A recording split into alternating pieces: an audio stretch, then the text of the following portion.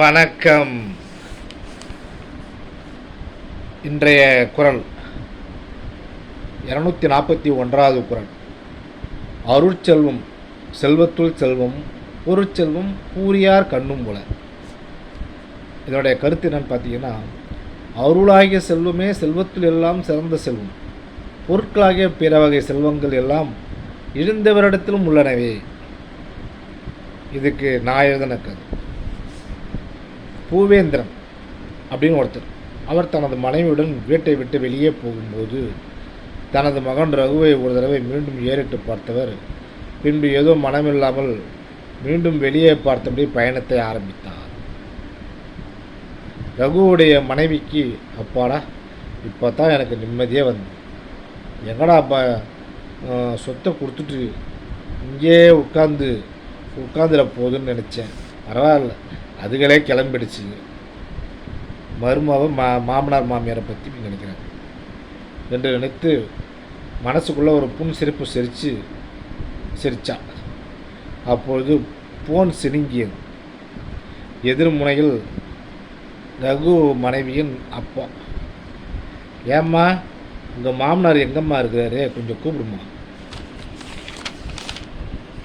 Case அவர் பக்கம் ஜெயிச்சிருச்சு, அதை சொல்லணும்.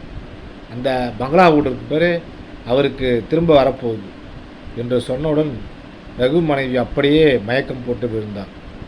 அப்பொழுது திருவள்ளுவர் தனி தெரிச்சு, அம்மா நிஜமான செல்வம் அருள்தாம்மா, அது தான் உங்கள் மாமனார், அது உங்களை விட்டு போயிட்டுது. இப்போ என்ன செல்வம், என்ன செய்ய போகிறீங்க என்று கேட்டுவிட்டு மறைஞ்சார். அதாவது இதில் நம்ம பார்க்க வேண்டியது என்னென்னா, ஒருத்தவங்க பணம் கொடுத்தா, காசு பணம் கொடுத்தா தான் அவங்க நல்லவங்கன்னு கிடையாது. பொதுவாக நம்ம நல்லவங்ககிட்ட பழக்கம் வச்சுக்கணும். அதை கண்டுபிடிக்கிறது கஷ்டம்தான், இல்லைன்னு சொல்லணும். அவங்க தான் நமக்கு கிடைக்கிற அருள், சொத்து. நல்லவங்க கூட நம்ம பழக்க வச்சுக்கிறது நமக்கு கிடைக்கிற சொத்து, அதுதான் நமக்கு கிடைக்கிற அருள்.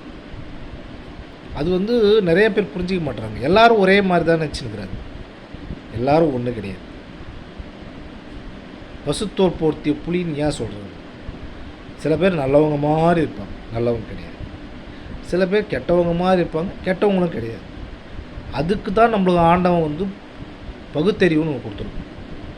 உன் பக்கத்தில் இருக்கிற நல்லவனா கெட்டவனா, அதை முதல்ல புரிஞ்சுக்கும் அப்படின்றதுக்காக தான். ஏன்னா ஆண்டவன் எல்லா விஷயத்துலையும் எல்லா நேரத்துலையும் உதவி செஞ்சிட்ருக்க முடியாது. ஏன்னா அவருக்கு எவ்வளோ வேலை இருக்குது. ஆனால் நாம் தான் என்ன பண்ணணும், நம்ம பக்கத்தில் இருக்கிறவங்க நல்லவனா கெட்டவனா, அதை முதல்ல உணர்கிற சக்தி நம்மளுக்கு இருக்கணும். அதை உணர்ந்துக்கணும். நம்ம அவன் கெட்டவன்னு தெரிஞ்சும் சில பேர் என்ன பண்ணுவாங்கன்னா அவனுக்கு உதவி செய்வாங்க. கேட்டால் என்ன சொல்லுவாங்க, மன்னிப்பும் மறப்போம் அப்படின்வாங்க. அவன் கெட்டவன்னு தெரிஞ்சதில்ல, அப்புறம் எதுக்கு அவனுக்கு அது என்ன? அதை நல்லவங்ககிட்டே இன்னும் 2 கூட செஞ்சுட்டு போ. அவனுக்கு அப்புறம் எப்போ தான் அந்த கெட்டவங்களுக்கு பாடம் கற்றுக் கொடுக்கும்? இப்படியே அவனை மன்னிச்சு நீ கெட்டவன் ஆகிடுவ. கடைசியில் அவன் கெட்டவன் ஆக மாட்டான், அவனோட சேர்ந்து நீயும் கெட்டவன் ஆகிடுவ. கெட்டவனோட எண்ணிக்கை தான் அதிகமாகிடும். முதல்ல தவறுகளை தீர்க்கமாக தண்டிக்க கற்றுக்கணும் மனுஷன். எந்த தவறாக இருந்தாலும் சரி, தவறுகள் அது யார் பண்ண தப்பாக இருந்தாலும் சரி, பிள்ளையாக இருந்தாலும் சரி, பொண்டாட்டியாக இருந்தாலும் சரி, மாமியார் இருந்தாலும் சரி, அப்பா அம்மா விட்டுருங்க. அவங்க தான் அவங்களால தான் நம்ம இந்த உலகத்துக்கு வந்தோம்.